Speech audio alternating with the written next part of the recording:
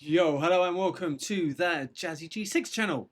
Yes, it's another Lonely Boy production, and this one is the final attempt to do a very quick version of the story of me life. I had another go yesterday and it still ran to over an hour. So I'm going to cut out all the chat and just do it like a presentation with bullet points and stuff like that, and see if I can shorten it down, because it's just too long and I want people to just have one where they can just see the whole thing from start to finish, and then if they're interested and they want to find out more about it, then watch the other ones. Oh god, honestly. So yeah, minimal waffle hopefully, and a much quicker recap. Start from the beginning. I was born November 1965. And yes, my in Wimbledon, Southwest London.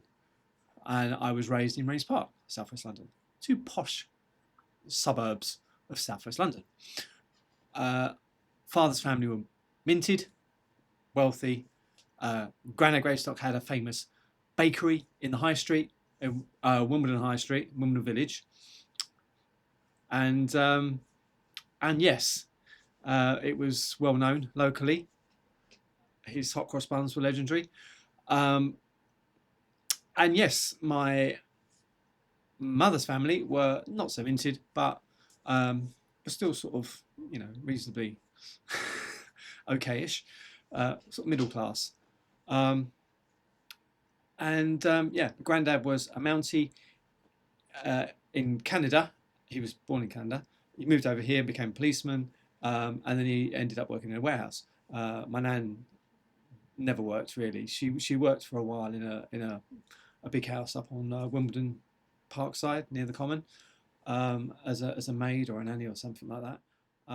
But yeah, and my mum was very attractive, an only child, very pretty as a teenager and young adult. And me dad, clearly she caught his eye. I think that she might have worked in the bakery and that's how they met, but I'm not sure. So yeah, they get married and they have me. And everything's fine for about 3 years. And me mum's pregnant again with my brother, Stuart, and finds out my dad's cheating. Follows him, catches him with some other woman, and the marriage breaks down and they get divorced. And when they get divorced, he leaves and cuts all ties with us completely. Just forgets we exist. So yes, my brother misses all this because he's in my mum's tummy. And yeah, we don't see him for a few years until we go to a family party. Yeah, I'm kind of a bit of an idiot as a kid. Just did a lot of stupid things, just sort of quite reckless and idiotic. Kind of an awkward child as well, not very confident, and yeah, a bit self-conscious and didn't have many friends. And my brother was the complete opposite. Fortunately, because he missed what happened with my dad. So he was very confident, loads of friends, very popular, very outgoing, good at sport as well. He was a really talented footballer. I was a decent runner, but I really wanted to be a good footballer, but I wasn't. Rubbish.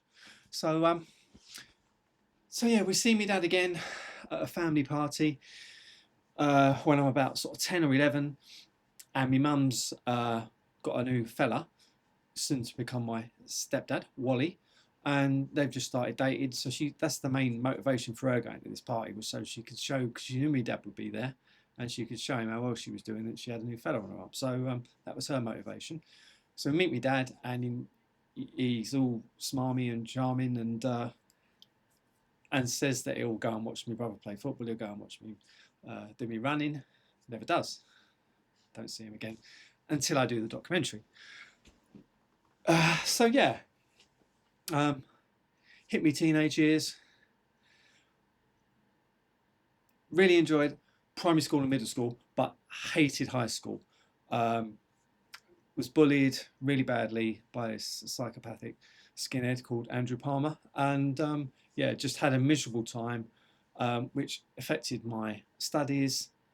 I was bright, but I just couldn't be asked. I couldn't wait to leave school and start work, but I just put zero effort into my studies and my exams, much to my mother's frustration, and got terrible. I got O level English and maths, but failed all the rest. And she had very high hopes for me. Nevertheless, I got a decent job leaving school, working as in a tax office for the Inland Revenue, and did that for about 3 years. Absolutely hated it.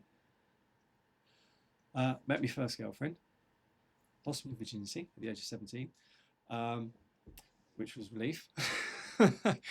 And because I'd struggled throughout school with having the confidence to talk to girls, and there were lots of girls that I liked, but none of them liked me, or even noticed me, or even realised I existed. So yeah, I was pretty invisible for most of my school years. So yeah, dated for about a year. Then I met another young lady when I was working at my next job, working in a supermarket, and we dated and got engaged. She was very career focused and grown up, and I was just an idiot that kept jacking in jobs because I found it quite easy to leave jobs and get another one straight away. I was quite good at interviews, so yeah, that came to a sad end through no fault of hers. Just I was just so unreliable, and yeah, then I meet my soon-to-be first wife. I'm now working for the post office. Her friend worked there, female friend, and she said, "Oh, I've got this friend that you might be interested in." So we went to a pub for a drink, met up with her, and yeah, started dating. Fell out with my mum at that point, so I ended up living with them. Um, and yeah, we were really in love, and she fell pregnant. So we decided to get married. And that's not bad. We've only done 7 minutes so far. I'm already planning through the relationships. So decided to get married, and the wedding's planned. Absolutely love her parents, her mum and her dad. Her dad was the closest thing I've ever had to a dad. He taught me how to drive, bought me my first car. Yeah, we thought the world of him basically. So and her mum too. So everything was great. The wedding was planned and arranged. Everything was sorted, and she has a miscarriage at a very late stage, which is incredibly upsetting for both of us. Um, but nevertheless, we still get married, and shortly after, she falls pregnant again, quite close to not long after the miscarriage. Um, and yes, in in 1991, James is born. I'm about 25 at the time. That'd be right, 65, 75, 85. Yeah, I'm about 25, 26. Become a dad for the first time. James is born. Um, and we wait a couple of weeks after he's born to try and resume marital relations in the bedroom. And we can't. She can't. Something's happened during the pregnancy. And she physically can, but mentally just can't. So we try a couple of times, and then we just leave it, and we don't try again for another couple of years. And I'm no expert, but I think it had something to do with the miscarriage, maybe not grieving properly for the child that she lost. But I really don't know. But something had changed, and then we decide that because we're happy, we've got a council house. We've managed to get into a lovely little council house in Morden. Lovely garden. I sorted the garden myself from scratch. I was really into the gardening side of things, so I would, pop around. I had a really good job at the time. So outside of the bedroom, everything was perfect, and we were very happy. So we decided James needed a brother or sister. So we try again once, and it was horrific. Yeah, it was just horrible. But we would never have tried again because it was a disaster. But we didn't have to because she fell pregnant, thankfully. Um, and in '93, late '93, Hannah was born, my daughter. So we now have a complete family, and the marriage lasts another 4 years. We're together for about 7 years, um, but there's with no physical relationship. We're more like brother and sister than husband and wife, but we're still happy. You know, we get on fine, and we love our kids, and we love the house, and everything's okay for a while. But then I meet the woman who would become the love of my life. So I've just started a new job with Lidl in Morden as an assistant manager at the supermarket, and I catch the eye of a very attractive young lady who's working there on the checkouts, and just generally just a general assistant. And we get chatting, and we decide to go out one evening to like a family housewarming party, and we end up sleeping together that night. And obviously, the first time I've done that for like several years, um, and she actually falls pregnant that night as well. so so that was the beginning of the end of my marriage, which was very unpleasant and not great. It was horrible for everyone concerned and very upsetting. Um, but yes, I ended up moving in with our parents. Then we got a place of our own. We rented a flat for a little while. Then we managed to get a council flat and eventually a council house, which we lived in for nearly 20 years in Morden. But yes, still kept in touch with James and Hannah. Saw them all the time. They saw we started a family obviously because she'd fallen pregnant straight away. Kane is born in 1999, and in 2000, August 2000, we have twins, Callum and Connor. And so I've now got a very young family yet again, but I'm still seeing James and Hannah. I mean, I've always had a really good relationship with James, but I'd never had a brilliant relationship with Hannah, because she was an absolute nightmare from a very early age. She was very pretty, very cute, and all her family, grandparents and that, they would put her on a pedestal and say, "Oh, you're so beautiful, you're so pretty, you're our little princess, you're our little angel," just like constantly flattering her. And she just, from the minute she started school, she was trouble. And she just did everything to try and prove to them, I think, that she was not the little angel and the little princess that they were painting her out to be. So yeah, she was incredibly hard work, and just really, really difficult to, yeah, to basically just um, to get on with, because she was just and there was no kind of logic behind it. She just rebelled constantly, and the older she got, the worse she got. But yeah, I still saw them all the time. They saw the boys all the time. They considered themselves to be brothers and sisters, not half brothers, as far as they were concerned. You know, they were family sort of thing. You know, so they got on brilliantly. Then we get to I get married.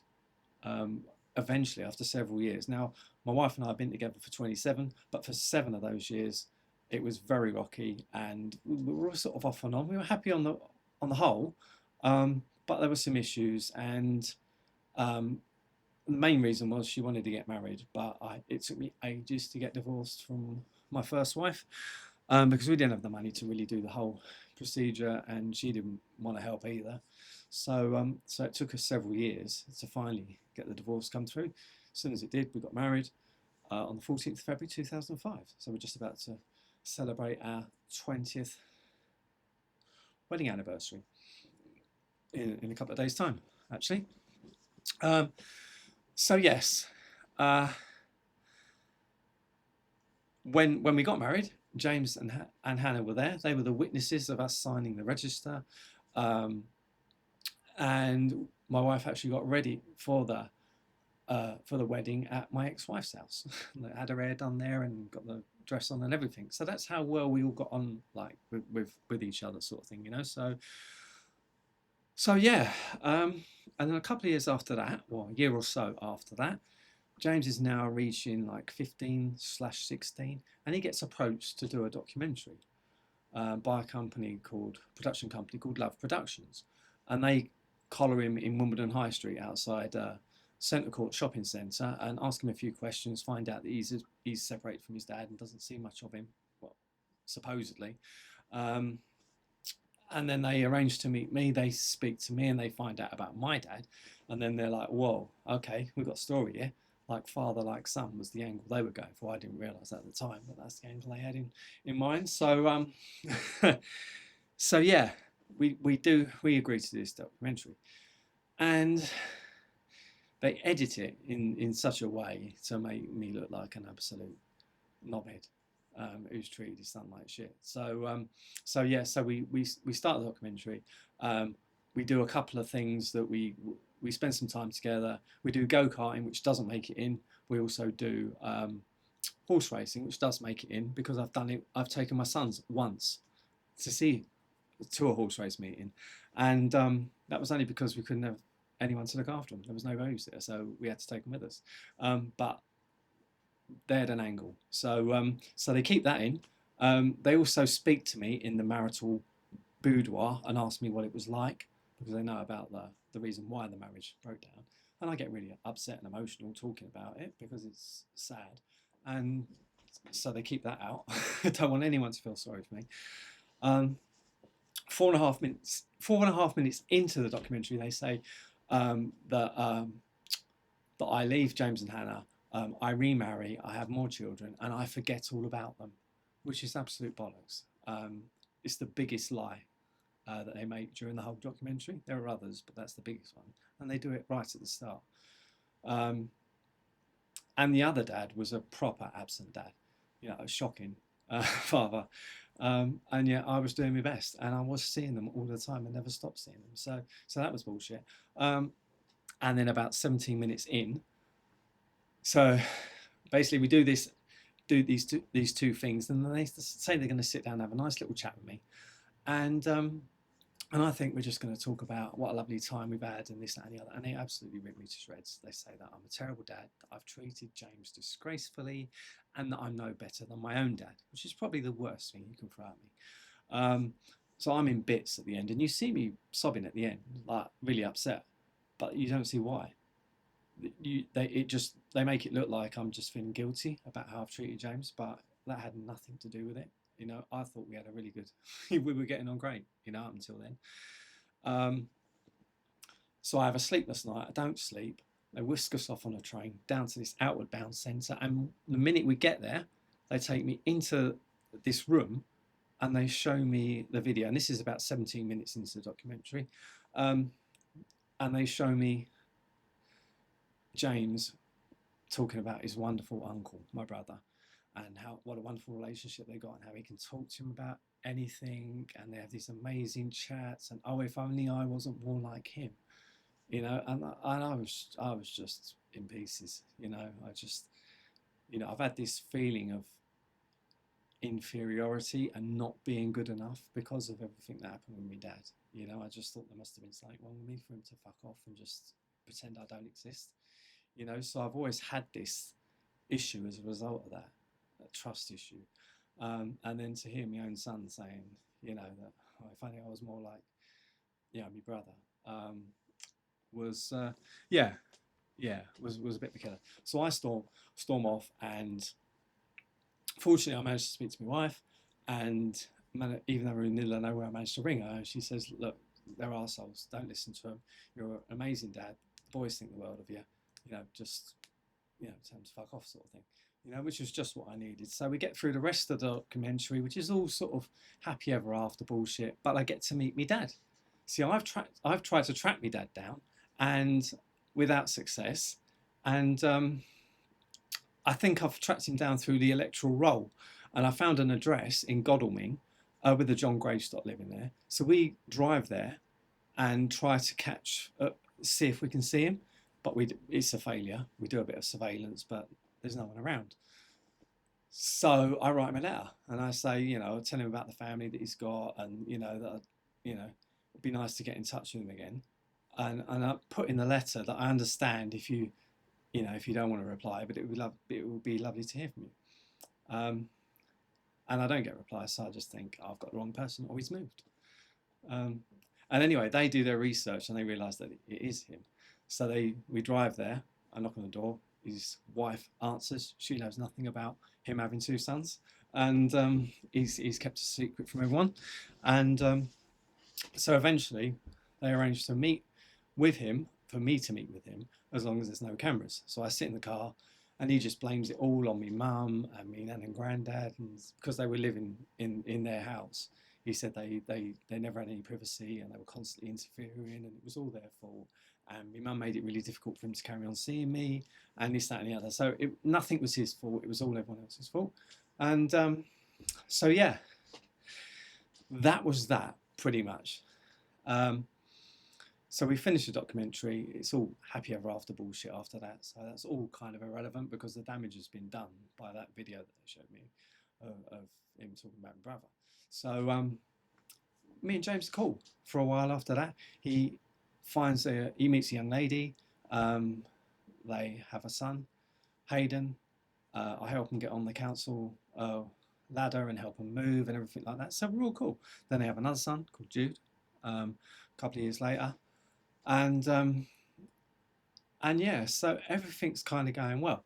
Then in 2014, early 2014, Hayden has had some health issues, and he's at this like ball pit type thing, and he's in agony, and they sort of pull him out of the ball pit, this sort of play area thing, and whisk him to hospital, and they tell James and Kelly that he's got leukemia, and that he's going to need 3 years of treatment. And I'm literally, I don't live far from the hospital, but I have no car, but I just run up there like in about 10 minutes, and I'm there with him. And my wife joins me like shortly afterwards. Emma comes up, and we're sitting there with James and Kelly when they're told about the 3 years of treatment he's going to have, and how seriously ill he is, because they caught it quite late. But yeah, so that I felt was our defining moment as a father-son. Stu was nowhere to be seen. He was also nowhere to be seen when James had to move house 3 times, but I was there doing all the hard work. So yeah, things were fairly cool. Then because of this, they decided to do a fundraiser for Hayden to help with his hospital costs. And I'm doing a CD. My brother's done a mix. He's a DJ. He's done a mix, and I'm burning this mix onto CDs. He comes round to find out how I'm getting on, and we're chatting away. And then he says, "Oh, you do realise they're doing this fundraiser because they want a new car," and that was all he said. Didn't say why they needed a new car. So I'm thinking about it overnight. I'm thinking, that's a bit out of order. So I sent him a text saying, that's a bit wrong, isn't it? Like, why are they doing it for a car? I thought they'd be doing it for like, stuff for like, for Hayden's illness and that.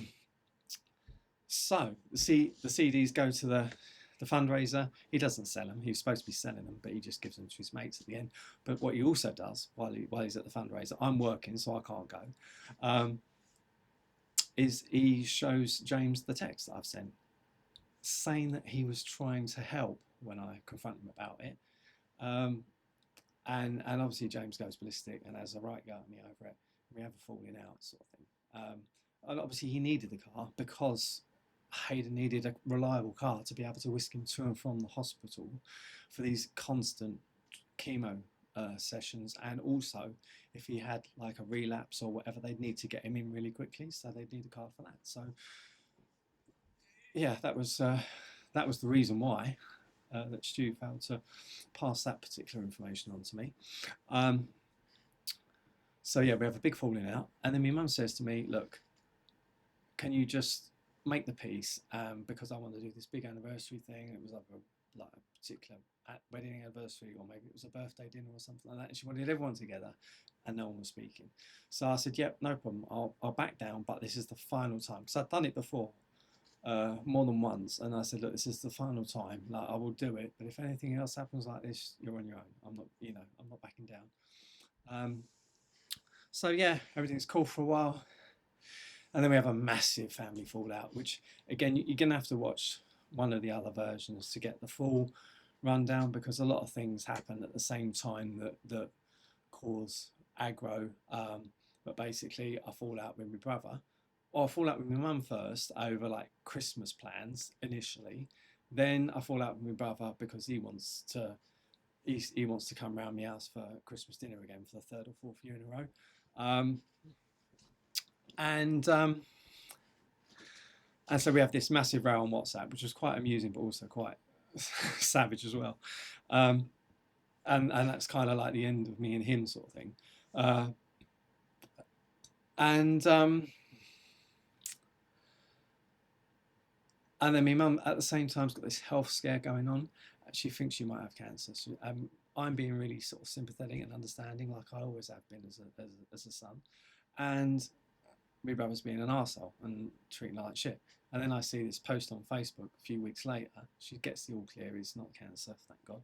Um, and I see this post. Oh, my wonderful son Stu's come round and fix my heating or fix me boiler, because he's a heating engineer, and he does all that sort of thing for her. And I do all the IT techie stuff for her. Like, she fucks up her laptop or her printer or her computer. I'm around there sorting that out. Anyway, so she says, "Oh, he's such a. I don't know what I'd do without him and all that." So I put a comment on saying, that's not what you were saying a couple of weeks ago when you had your health scare and he was treating you like shit, or worse to that effect. Obviously, he didn't put that on Facebook, but something like that. And that was the final straw as far as she was concerned. Apparently, I embarrassed her in front of her Canadian relatives. We've got relatives back in Canada from on my granddad's side, and they're all deeply religious, and she loves to paint a picture that she's got this perfect family, and I've just ruined everything basically and shattered that illusion. So that was her motivation for basically, she forced everyone to choose, and naturally no one chose me, they all chose her. um, James chose her because of the availability for babysitting. He had two young children and another one on the way. um, I have a granddaughter, Aubrey, that I've never seen because she was born after the round kicked off. So I've seen photos of her, but I've never actually seen her in the flesh. Um, so I mean, me and mum used to help him out financially while he was struggling to get started up with his own heating business. And she was always available. Being retired, she was always available for babysitting, whereas I wasn't, and I didn't have any money. So yeah, it was a simple choice really. And if I'd have been in his position, I probably would have done the same. Well, actually, I wouldn't. I would have stayed loyal to my dad, but that's that. So yeah, in 2019 we moved down to Dorset because I couldn't stand. We'd wanted to do it for years, but the boys had left school. They were all working. We finally in a position financially to do it and rent a place down here. So we moved to Dorset, where all M's family have been living for years anyway. So we wanted to do it. We've been wanting to do it for a long time. And also, I was sick and tired of the risk of running into one of my family members that I'd fallen out of every time we went to Sutton or somewhere local. So it was a relief, to be honest, to get away. London was becoming quite scary, and we moved just before COVID, thank God. Otherwise, we'd have been in all sorts of trouble, because it was a lot worse in London than it was in Dorset. So dodged another bullet there. And then recently, or more recently, in a couple of years after that, I was contacted by a Greystock family member who, it was a cousin Carol, of mine, who we used to see when we was little, but hadn't seen in years. She managed to track me down. She's got a niece to track us down through social media, and sent me a post on Facebook, a message on Facebook Messenger, and we started chatting. And yeah, she basically tells me that my granddad was devastated by what my dad did. My granddad Gravestock never forgave him for it. They didn't speak for a number of years, and he used to wait outside my school to try and catch a glimpse of me because he couldn't see me. So he would wait and see. He would wait outside my school to try and see me. And then she also goes on to, I mean, there's other stuff as well. Again, you'll have to watch the full thingy, but we're getting to half an hour and I don't want it to go over half an hour. So I'm going to wrap it up. But, and yeah, she said that my dad, apart from being an absolute wanker who treated the whole family like shit, basically,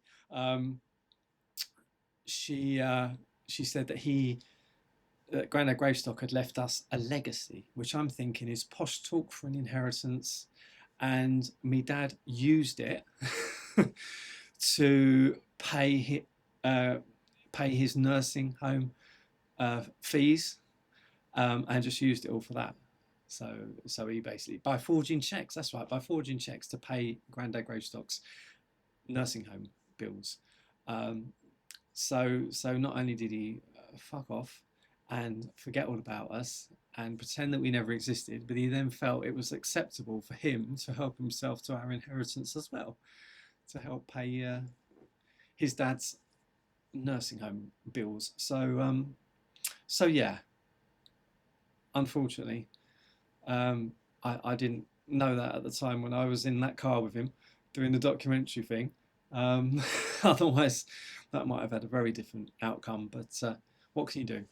So yeah, I've said this in the other, but if you happen to know a John William Gravestock who lives in Godalming, or may still live in Godalming, I don't know, but or in the Guildford area, and he's still alive, then yeah, that's my dad. And beware, don't lend him any money because you probably won't get it back. Anyway, I have been Jazz G6 Paul Gravestock, and thank you for watching this. Hopefully this is short enough for people to actually watch it and have the patience to sit through it. And yeah, if you're interested in finding out more about it, then you've got options. There's a longer one and then there's like a 4-parter. So whatever, take your pick. It is what it is. Yes, and hopefully see you again soon. Bye bye.